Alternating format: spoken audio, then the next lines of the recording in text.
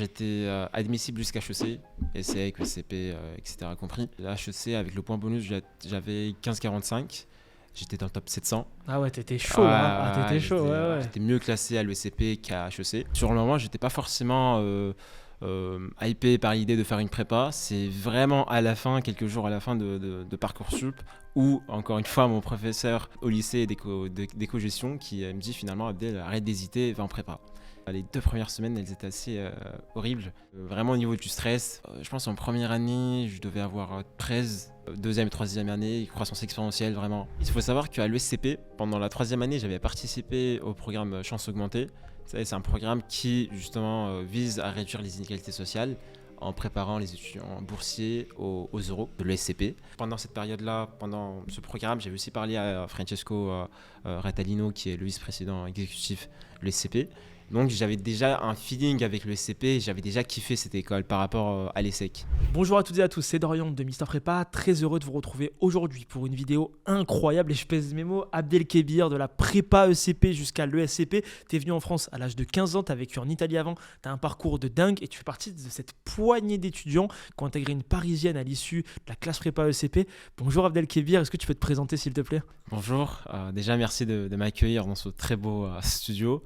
Et en effet, je suis étudiant à l'USCP Business School en pré-master. Et comme tu as dit, j'ai fait une prépa ECP. Magnifique. Abdelkébir, est-ce que tu peux revenir un petit peu sur ton parcours, ton enfance ? Qu'est-ce qui t'a amené jusqu'à la prépa ECP, jusqu'à finalement connaître les grandes écoles de management, la venue en France ? Que, voilà, tu peux nous raconter un petit peu ce parcours ? Alors, je suis né en Italie, à Turin, et à l'âge de 15 ans, avec mes parents, on a décidé de venir en France, à Lyon. Et donc, ça n'a pas été forcément facile, étant donné que je ne maîtrisais pas la langue, je n'avais pas d'amis en France et c'était un nouvel environnement. Et donc, je devais m'adapter à cette nouvelle vie. Justement, donc tu arrives au collège, tu connais pas trop un petit peu les différentes filières, donc tes professeurs t'orientent vers le bac pro à ce moment-là, c'est ça ? Ouais, c'est ça. Vu que je parlais pas bien français, mes professeurs m'ont plutôt orienté vers un bac pro en gestion d'administration. Et donc voilà, pendant ces 3 ans au bac, j'ai pu faire différents stages. Et après, c'est en terminale où il y a eu cette découverte qui a finalement changé ma vie. Et c'était grâce à ma prof de gestion d'économie droit, qui avait parlé de la prépa ECP. Ah bah, tu vois, il y a toujours un petit prof par-ci par-là qui traîne et qui nous a dit Madame c'était Moulet. la prof d'éco. Ah bah, magnifique, gros big up à moi c'était la prof d'éco aussi. Donc tu vois, je pense que les profs d'éco ils ont un petit truc là-dessus. Donc du coup tu découvres la prépa ECP, tu t'orientes au lycée Ampère qui propose justement cette prépa ECP. Pareil, pas énormément de classes prépa en France proposent de prépa ECP. On met en description d'ailleurs les différents établissements de prépa et vous allez pouvoir avoir le filtre sur Mister Prépa avec justement le listing des prépas ECG, ECT et ECP. Pour rappel, ECG c'est la voie générale, avec ici différentes options, Géopo, ESH, maths appliquées, maths approfondies et les matières du tronc commun qu'on va évoquer, la prépa ECT et la prépa ECP qui est en fait une année supplémentaire de remise à niveau STMG et après derrière 2 années de prépa ECT. Donc tu découvres la prépa ECP, le lycée Ampère, ça se passe comment cette découverte et cette première année avec cette remise à niveau STMG ? Il faut savoir que depuis la seconde, je voulais vraiment faire un BTS SAM, support à l'action managériale, et c'est en terminale, plutôt vers le mois de février-mars, où j'ai commencé à connaître la prépa. Et sur le moment, j'étais pas forcément hypé par l'idée de faire une prépa. C'est vraiment à la fin, quelques jours à la fin de Parcoursup, où, encore une fois, mon professeur au lycée d'éco-gestion qui me dit finalement, Abdel, arrête d'hésiter, va en prépa. Et j'ai décidé de l'écouter. Et donc, en septembre 2023, si je ne me trompe pas, j'ai intégré la prépa. C'était ma rentrée. Et les 2 premières semaines, elles étaient assez horribles. Pas au niveau du contenu des cours, mais vraiment au niveau du stress. Enfin, je venais en cours avec la boule au ventre, puisque j'avais peur d'échouer. J'avais peur de ne pas réussir ces 3 ans. Et justement, en parlant de ces années, il faut savoir que comme tu as dit, la ECP se déroule en 3 ans. La première année, c'est vraiment une remise à niveau. Mais il y a une certaine spécialité à Ampère, c'est que dès la première année, on commence le programme ECT. Et donc, on va revoir certes certaines bases, notamment en maths, en management ou en philo, puisque si je reprends le management ou la philo, ce sont des matières qu'on n'avait pas vues en prépa. Et donc, cette première année nous permet de revoir ces matières-là. Ok, donc hyper intéressant. Et justement, après un bac pro, on aspire à des études qui ne sont pas très longues. Toi, tu t'orientes vers une prépa, donc c'est 3 ans de prépa. Et après, 4 ans en plus, ça, si on cumule, et 5 ans si on bicard en ECP, donc ça fait beaucoup. Mais bref, donc 3 ans de prépa et après 3 à 4 années d'école. Donc en fait, au moment où tu t'engages en prépa, tu te dis dans ta tête, ok, je suis prêt, j'ai les épaules pour faire 7 ans d'études. C'est quand même master. Justement, c'est ça le point négatif entre guillemets, c'est que ça se déroule en 3 ans et c'est pendant ces 3 ans-là il faut quand même avoir une certaine mentalité de se dire ok certes c'est un peu long par rapport aux autres prépas mais finalement par rapport à un BTS ou par rapport à une licence c'est 1000 fois mieux et c'est aussi beaucoup plus riche que ce soit d'un point de vue personnel mais aussi professionnel. Hyper intéressant. Est-ce que tu peux nous raconter un petit peu comment s'est déroulé, s'est découpé ces 3 années de classe prépa ECP? Alors la première année, comme j'avais dit, c'est vraiment une remise à niveau. Et après la deuxième et troisième année, c'est exactement comme la prépa ECT, c'est-à-dire qu'on aura des cols. Et moi je sais que moi j'étais la première promo à Ampère, donc la première année on n'avait pas eu de cols. Mais quand j'étais en deuxième année, les premières années avaient des cols et des DS le vendredi après-midi, entre 2 voire 4 heures à la fin de l'année de la première année. Et sinon en deuxième et troisième année, c'est vraiment une prépa classique comme les ECG ou ECT. Ok, hyper intéressant. Donc, est-ce que tu peux nous rappeler les matières qu'on a en classe prépa ECP, ECT? Alors, on a bien évidemment les langues, anglais, LV2, philo, maths, synthèse, autrement dit CG, enfin culture générale et philo. Et donc, ce sont les 6 matières. Si on ajoute aussi économie droit, qui est une matière spécifique à la filière ECP et ECT. Et donc, ça nous fait un total de 7 matières. Ok, donc hyper intéressant. Et management, gestion aussi. Hyper cool. Tu peux nous raconter un petit peu l'évolution de tes notes en prépa, Abdelkébir? Ça s'est passé comment? Et aussi, tu as eu quoi en termes de score au bac? C'était quoi tes résultats au bac et après les notes en prépa? Okay. Alors moi, au bac, j'ai pas forcément excellé. J'avais 14, je pense, 14, quelque chose. J'ai eu la mention bien, mais pas plus que ça. Sinon, en prépa, je pense en première année, je devais avoir 13 premier trimestre, parce qu'en première année c'est en trimestre et après oui j'ai dû stagner entre 11, 10 enfin dans la première année et après deuxième et troisième année croissance exponentielle vraiment c'est vraiment deuxième année au deuxième semestre pardon où j'ai vraiment en maths je crois que j'avais une moyenne de 16-17 et pour finir au deuxième semestre de la troisième année j'avais presque 19 de moyenne et donc oui c'était vraiment très chill en première année. J'avais pas forcément des notes très élevées.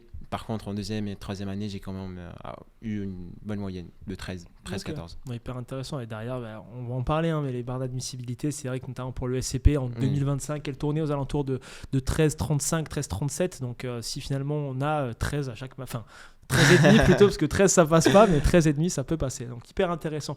Est-ce que tu peux justement nous donner un petit peu des tips sur les différentes matières? Je vais te les énoncer. L'objectif derrière, c'est que tu répondes en nous donnant les conseils de ton expérience par rapport, soit si c'était des matières fortes, comment tu arrivais à capitaliser dessus et derrière à avoir des bons résultats, soit si c'est des matières plus faibles, justement les conseils, les recommandations par rapport à ce que toi tu n'arrivais pas à faire nécessairement. Je vais d'abord commencer par des matières plus génériques qui sont communes au ECG, ECT, ECP, concernant déjà la culture générale. Donc là, je parle de la dissertation de culture générale. Pour ceux qui nous regardent, en 2026, c'est le thème jugé. Toi, de ton côté, c'était l'image. Comment on bosse la CG, surtout que ce n'est pas notre matière de prédilection initialement quand on est en ECT, ECP? Alors, à l'épreuve de culture G de DNCA, j'ai eu 17. Et en troisième année, j'avais une méthode très pragmatique. Autrement dit, j'apprenais principalement les références et aussi la thèse de ces références-là. Et je les répartissais. Par exemple, notre thème, c'était image. Et il faut savoir que dans l'image, il y avait plusieurs thèmes. Et à chaque fois, je rangeais mes thèmes pour créer, on va dire, des petites problématiques. Par exemple, j'avais l'image peut tromper, mais l'image aussi peut révéler. Et donc, j'avais des références qui étaient elles n'étaient pas forcément basiques, mais qui étaient très enracinées face à ces problématiques. Et donc, ça me permettait à chaque fois d'avoir des références qui étaient très pertinentes à ma problématique. Et à chaque fois, j'essayais de faire plusieurs problématiques de ma dissertation pour couvrir au maximum le sujet. Et après, un bon style que tu as pu développer et ça donne la recette d'un bon 17. Donc hyper intéressant. En synthèse de texte, comment tu bossais l'épreuve de synthèse? Honnêtement, je ne l'ai pas bossé. J'ai eu 10. Okay. Mais j'aurais pu faire mieux, mais j'ai pas osé prendre de risques. Enfin, mes questions, par exemple, elles étaient très bateau. J'ai pas essayé vraiment de faire des questions très développées ou un peu plus subtiles. Je voulais vraiment m'assurer une note convenable, entre 10 et 12.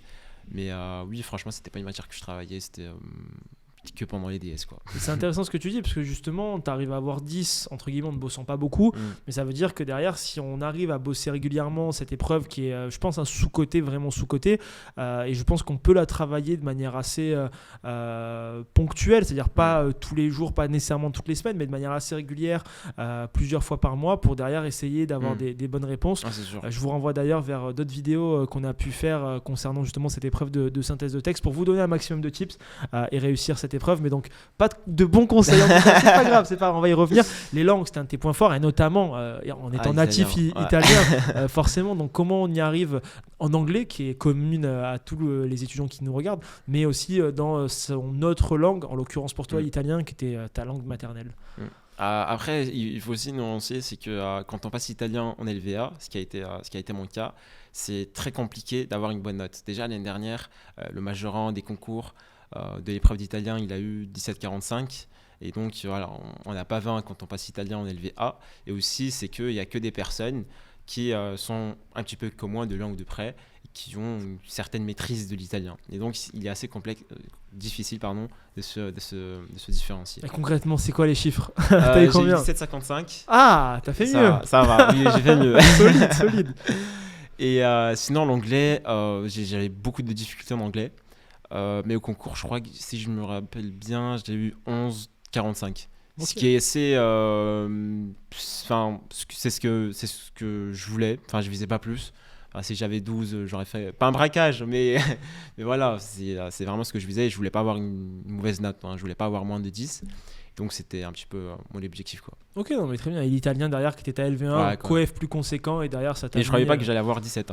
Je visais plutôt un 14-15. Mais, voilà. 17, ça se refuse pas. Ah, je refuse pas, je prends. Magnifique, ça fait plaisir. Incroyable. Donc après, là c'était les matières qui étaient plutôt communes. Il y a les maths aussi qui sont propres au ECT, les maths ESCP, ça s'est traduit comment? C'est quoi les conseils justement pour des étudiants ECP, ECT pour bosser les maths? Je pense que si je prends le cas des ECP, en première année, il ne faut pas forcément travailler les annales puisqu'on n'a pas encore le niveau pour les travailler. Il faut plutôt vraiment consolider nos bases de maths, et ensuite en ECT et en deuxième année de ECP, vraiment commencer à avoir un esprit vraiment de concours, de se dire ok, il faut quand même que je fasse mes annales, que ce soit ESCP ou Écricom, peu importe, mais vraiment se concentrer sur les annales en se disant ok, je vais me poser un week-end, je vais faire entre 4 heures, moi je faisais par exemple 4 heures de maths le week-end, le samedi et dimanche matin, de 8h à midi. Donc voilà, ça me permettait quand même d'avoir un certain environnement qui est celui finalement des concours. Et donc, à l'ESCP, j'ai sous-perf, mais vraiment, j'ai eu 16. Je sais pas ce que j'ai fait. Ah non, j'ai vraiment sous-perf, mais vraiment. Par contre, avec Cricom, j'ai eu 19,47. Ça va. Mais, ouais, j'avais le seum. Tu voulais avoir un peu plus, essayer d'aller choper le 20 en maths ESCP. Ouais. Non, mais ça fait quand même déjà pour le moment des belles notes de ce que tu nous décris, donc c'est cool. Et après, donc, il nous reste deux belles matières importantes, essentielles pour les ECT, le MANA et l'éco-droit. Est-ce que tu peux nous dire un petit peu comment ça s'est passé sur ces deux matières, MANA HEC, éco-droit ESSEC, et des conseils aussi pour le bosser durant l'année? Ouais. Pareil, je vais diviser ECP et ECT. Bien sûr. ECP, première année, c'est vraiment, encore une fois, consolider vraiment ses bases dans toutes les matières, droit, éco, management, vraiment avoir des bases solides pour justement approfondir son cours au cours de l'année, mais aussi l'année suivante. Sinon, des conseils un peu plus généraux, je dirais qu'il faut vraiment bosser les concours, enfin bosser les annales. Moi, par exemple, en troisième année, j'avais vraiment fait toutes les annales d'économie droit, d'ESSEC, de 2020 jusqu'à 2024, voire plus jusqu'à 2017. Mais ouais, j'avais vraiment bossé bien la synthèse, bien les QRA. Je faisais beaucoup de sujets de QRA et beaucoup de cas pratiques en droit. Et je faisais pas forcément beaucoup de veille Enfin, je m'entraînais que pour... je faisais que des plans sur Anki. Voilà, je disais thème juridique. Si c'était sur les libertés réelles, je faisais mon petit plan. Tac, tac, tac. Et ça enchaînait. Et comme ça, au concours, j'essaye de voir s'il y a la même problématique. Si c'est la même, je recrache ce que j'ai appris. Si c'est pas la même, je l'adapte. Mais sinon, l'économie droit, c'est vraiment une matière importante. Surtout quand on vise HEC ou ESSEC. À l'ESCP, malheureusement, ça a baissé un peu de COEF. Mais sinon, le management aussi, c'est une matière qui est très importante. 6 de COEF, je crois, HEC. C'est, je pense, le management, ce qu'il faut vraiment comprendre, c'est vraiment la structuration des réponses. Il faut vraiment structurer ses réponses et être concis, pas trop développer, pas trop se casser la tête en disant des choses qui ne vont pas forcément valoriser notre copie, être vraiment concis.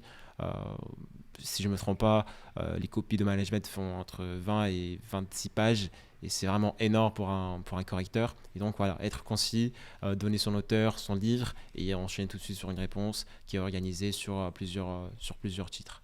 Ok, et en termes de résultats, ça s'est traduit comment au concours? Même là, j'ai sous-perf. En économie droit, j'ai eu 13,50. En management, j'ai eu 12,80, je crois, un truc comme ça. Mais sinon, oui. Enfin, en économie droit, c'était vraiment ma matière forte. Je visais vraiment une bonne note, entre 17 et 20. Management, je visais un peu plus que 16. Mais bon, je prends ce que j'ai. Non, mais finalement, ça fait des notes qui sont entre 10 et 17,5. Oui, oui. Donc, franchement, pas mal. Et donc, après, au moment des barres d'admissibilité, ça s'est traduit comment? Tu étais admissible dans quelles écoles? C'était quoi les barres que tu avais au moment des résultats d'admissibilité aux écrits? Alors, j'étais admissible jusqu'à HEC, ESSEC, ESCP, etc. compris. J'étais HEC avec le point bonus, j'avais 15,45. J'étais dans le top 700. Ah ouais, t'étais chaud. T'étais chaud. Ouais, j'étais chaud. mais sinon, le reste, j'étais très bien classé. Enfin, tu sais, il y a eu le changement de COEF à l'ESCP. Donc, grâce à l'italien, COEF 4 ou 5, j'étais mieux classé à l'ESCP qu'à HEC. Et donc voilà, c'était ça. Ok, donc aux alentours des 700e sur les différentes écoles. C'est vrai qu'en plus de ça, sur les COEF ECT, en fait, c'est des COEF qui sont assez similaires parce qu'il n'y a pas de différence d'épreuve à la différence, par exemple, des ECG où on va avoir une conception ESSEC et une conception HEC et ESCP. Donc, en fait, on peut avoir l'ESSEC largement, pas du tout HEC et inversement. Donc, intéressant. Ça s'est passé comment tes concours? Est-ce que tu peux revenir un petit peu? Tu as passé Écricom, tu as passé la BCE. C'est quoi un petit peu le mood après 3 ans de prépa? C'est chaud. T'as pas vu les concours alors que les cubes ils font 3 ans de prépa, mais ils ont déjà l'expérience concours. Passé les concours. Toi, tu l'as pas. Ça s'est passé comment ces 2 semaines, 3 semaines même de concours Écricom BCE? Franchement, c'était la veille d'Écricom, c'était vraiment chaud. J'avais eu beaucoup de stress. Normal. Comme tu as dit, on passe 3 ans et là, on y est, quoi. Bon, on passe nos concours, il faut performer. Mais sinon, le matin d'Écricom, lundi, si je ne me trompe pas, j'étais vraiment bien. J'étais vraiment en forme, je souriais, j'étais vraiment content. Et j'avais mon petit cahier de maths avec toutes mes formules, toutes mes astuces. Et j'aimais bien le lire, même si ça n'allait pas changer mes concours. Mais quand même, pour me rassurer un petit peu, je relisais. Non, ça reconnecte les neurones, ça te met un peu dans le mood. C'est l'échauffement. C'est l'échauffement, c'est ça. C'est ça. Mais sinon, je passais Écricom, j'étais content. Et ce qui est bien de passer Écricom, c'est que ça nous prépare pour la BCE. Je connais pas mal de personnes qui justement n'avaient pas passé Écricom. Et le jour J de la BCE, ils avaient ce stress que moi je n'avais pas parce que j'avais déjà passé Écricom.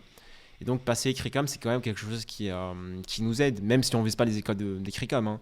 C'est comme si on disait que c'était une prépa pour passer à les concours de la BCE. Ok, non, intéressant. Donc le stress, et après une fois qu'on est dedans, on est dedans. Et... C'était comme si c'était un DS le vendredi après, quoi. Ok, sauf qu'il y a beaucoup de vendredis.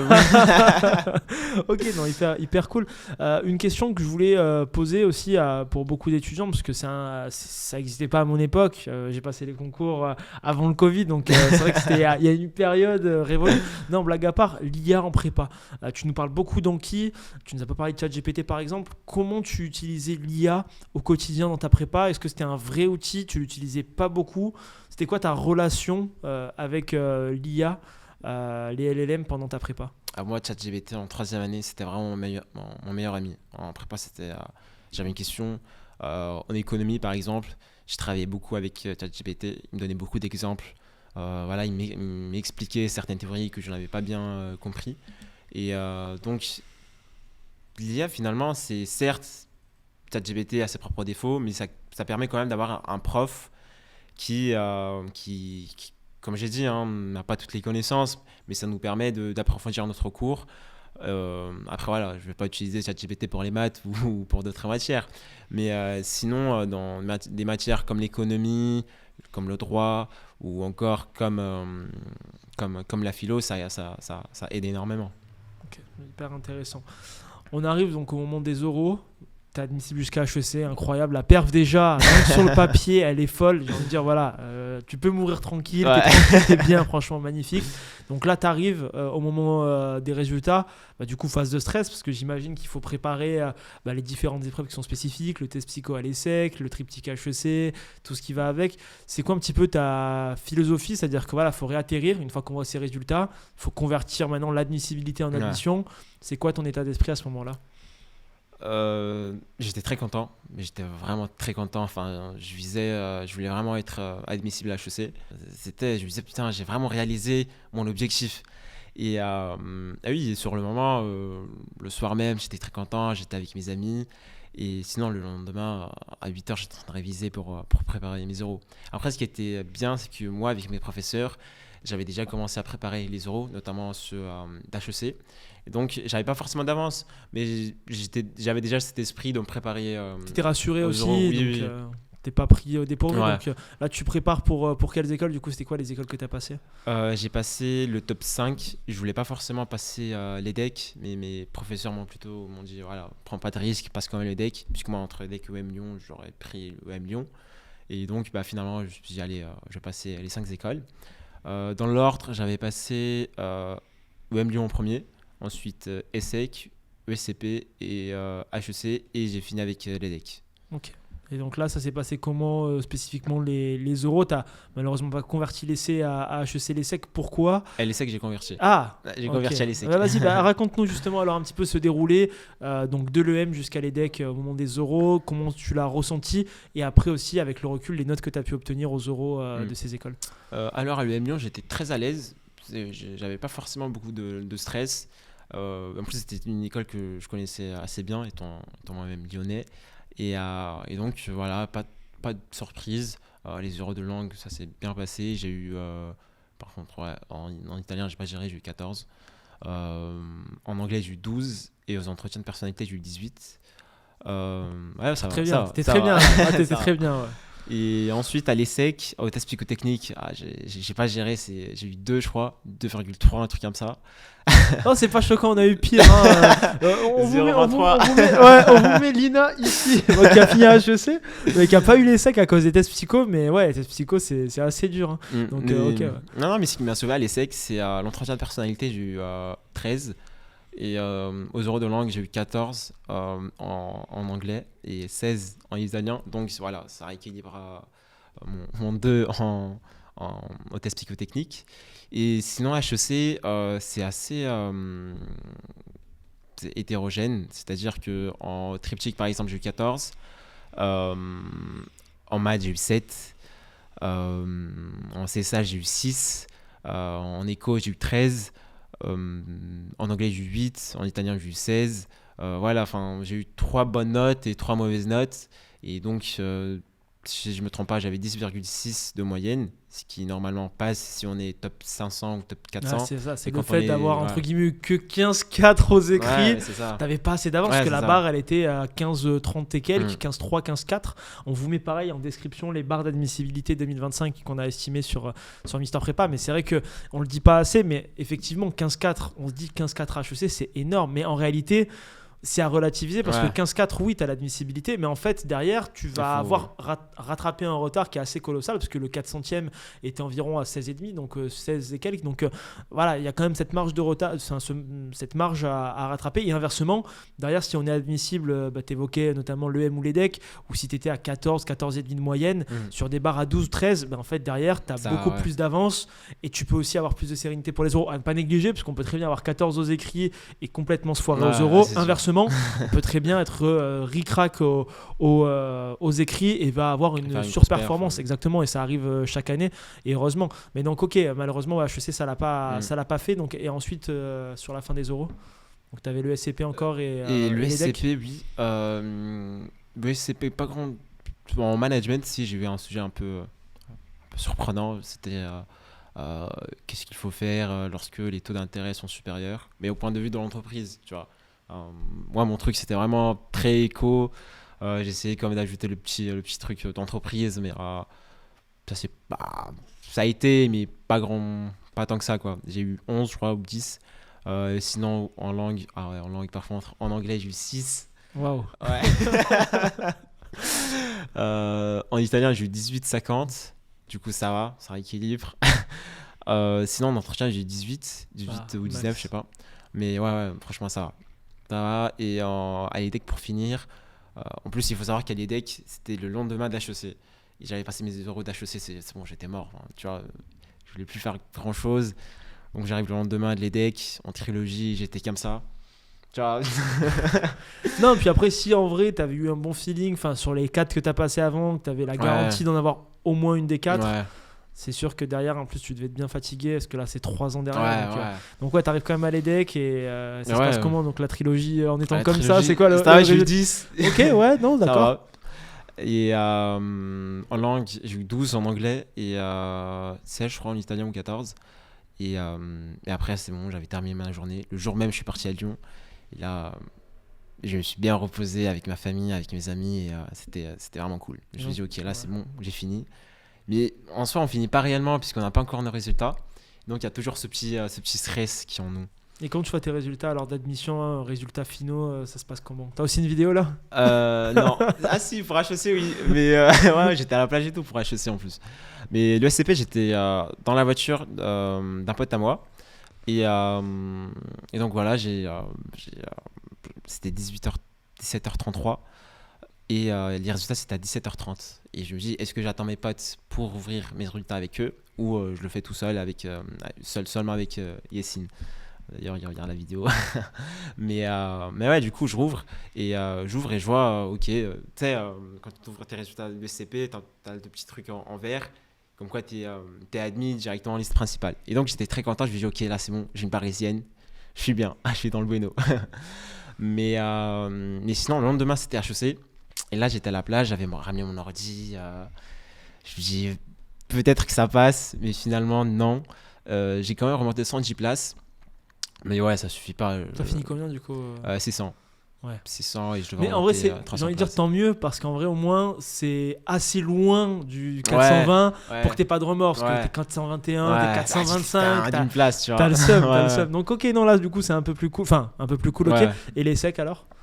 Les secs, j'étais 830. Ah ouais, t'es pas loin. Ah, j'étais pas loin.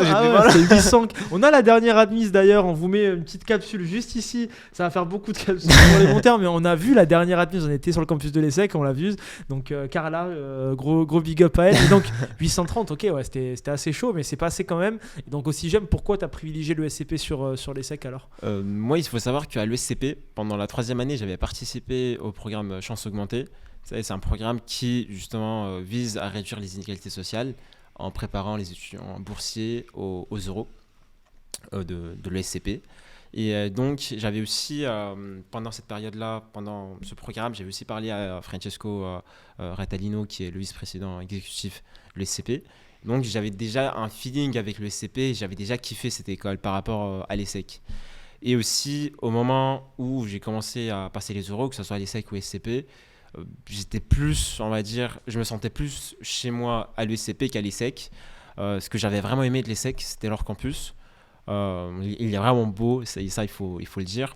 Mais sinon, voilà, avoir le petit côté parisien dans lequel voilà, je peux me déplacer pour participer à tel event ou pour faire du networking tout simplement, ça m'a vraiment aidé. Et aussi le côté social qu'il ne faut absolument pas négliger. Moi, étant donné que je suis boursier, je ne paye pas de frais de scolarité à l'ESCP. cette année et des années suivantes. Après, tout dépend de mon échelon de bourse. Mais sinon, ouais, ne pas avoir de prêt, c'est vraiment quelque chose qui me soulage. C'est un poids énorme. 70 000 euros, ouais, c'est pas évident. Non, je comprends. Magnifique, ok, donc ça fait plaisir. Et donc là, la rentrée à l'ESCP, donc tu vas pas à Turin parce que oui, à l'ESCP, on peut choisir d'intégrer un des différents campus. Non, tu décides d'aller à Paris, pas de retour aux sources encore. Pas de retour. Et ça se passe comment cette rentrée à Paris alors à l'ESCP? Incroyable, c'était le 29 août. Et franchement, j'avais bien aimé. C'était très cool. Les personnes sont très sympathiques. Le directeur de l'ESCP nous avait très, très bien accueillis dès le matin. Et après, voilà, on a fait tout ce qui était un peu administratif, photo, etc. Et la semaine suivante, on est parti en week-end d'intégration de 4 jours. Et donc voilà, on a tissé des liens avec des personnes qui sont maintenant mes amis et qui sont très proches. Et donc voilà, j'ai bien kiffé ma rentrée, quoi. Magnifique. Et la transition entre la prépa, l'école, justement, est-ce que tu as eu ce petit effet un peu de manque de stimulation que la prépa peut avoir, ou non, finalement la transition était plutôt fluide? Moi, ça va. Enfin, le manque de la stimulation intellectuelle, oui, il n'y a pas... Enfin, ce n'est pas un problème, mais c'est vrai que par rapport à la prépa, il n'y a pas cette stimulation intellectuelle. Mais après, il faut se dire que l'ESCP, ou peu importe l'école, une école de commerce n'est pas faite réellement pour stimuler ce plaisir intellectuel comme une classe préparatoire pourrait le faire. Il faut tout simplement se dire qu'en école de commerce, c'est une autre approche qu'il faut avoir, une approche beaucoup plus professionnelle. Et moi, par exemple, quand je finis mes cours très tôt, je fais pas mal d'events dans lesquels je visite certaines entreprises, dans lesquels je participe à je regarde certains concours d'éloquence, Eloquentia par exemple. Et donc voilà, j'essaie finalement de remplir un emploi du temps pour finalement pour profiter plus de ma vie, quoi. Magnifique, non mais tu as bien raison. Et justement, durant l'ESCP, c'est quoi les ambitions en termes de campus, de double diplôme, de programme, et même après, de déboucher après l'ESCP? Est-ce que tu as déjà un petit peu en tête un fil rouge que tu aimerais tenir? Pour l'instant, j'aimerais bien faire mon S2 l'année prochaine ou S1, semestre, à Londres, puisque mon projet professionnel est quand même celui de travailler en finance M&A. Et donc voilà, c'est un petit peu mon chemin, on va dire, un peu déjà tracé, mais voilà, je suis quand même intéressé par le conseil en stratégie, mais on va dire que pour l'instant, je vise quand même la finance d'entreprise. Ok, hyper intéressant. À ce propos d'ailleurs, comme plus de 12 000 étudiants déjà, allez vous inscrire sur trainee.co. On met le lien directement en description, on met le lien aussi qui s'affiche juste à l'écran. C'est principalement destiné aux étudiants de grande école, justement des étudiants de l'ESCP, d'HEC, de l'EDEC, de l'EM, d'écoles d'ingénieurs, d'écoles étrangères qui se forment au métier de la finance. C'est 100% gratuit, c'est sur Trainee et ça appartient au sein du groupe Eleven Act. On a développé ça justement pour permettre à un maximum d'étudiants de se former au métier finance, audit, conseil gratuit pour justement percer en finance et rencontrer Abdelkébir à Londres. On lui souhaite. Magnifique. Abdelkébir, est-ce que tu peux nous donner un mot justement pour donner de la force aux étudiants qui nous regardent, qu'ils soient en prépa ECP, ECT, ECG aujourd'hui? Je vous dirais que peu importe votre parcours, que ce soit académique ou personnel, lorsque vous êtes déterminé, motivé et discipliné, l'impossible devient possible par le travail. Ah, c'est magnifique, c'est très bien dit. Et enfin, Abdelkébir, pour finir, pourquoi tu as accepté cette interview pour Mister Prépa aujourd'hui? Je voulais justement, je ne suis pas là pour dire que mon parcours est exemplaire ou quoi que ce soit, mais c'est le cas. C'est le cas. Mais je voulais juste montrer à certaines personnes qui sont, que ce soit en ECG ou CT ou en ECP, que ce n'est pas parce qu'on a fait un bac professionnel, ce n'est pas parce qu'on est issu de l'immigration ou d'une classe défavorisée que on n'est pas pourtant d'intégrer certaines écoles de commerce comme les parisiennes. Magnifique, tout est possible, qui se donne les moyens, de la prépa ECP à l'ESCP, c'est le parcours hyper remarquable. Merci beaucoup Abdelkébir. N'hésitez pas à nous dire ce que vous avez pensé du contenu en commentaire. Si vous avez des questions également, on met le lien du LinkedIn d'Abdelkébir directement en description. Voilà, allez l'ajouter. N'hésitez pas à lui poser des questions si vous en avez. Merci encore et lâchez votre meilleur pouce bleu si ce n'est pas déjà fait. À très vite sur Mister Prépa.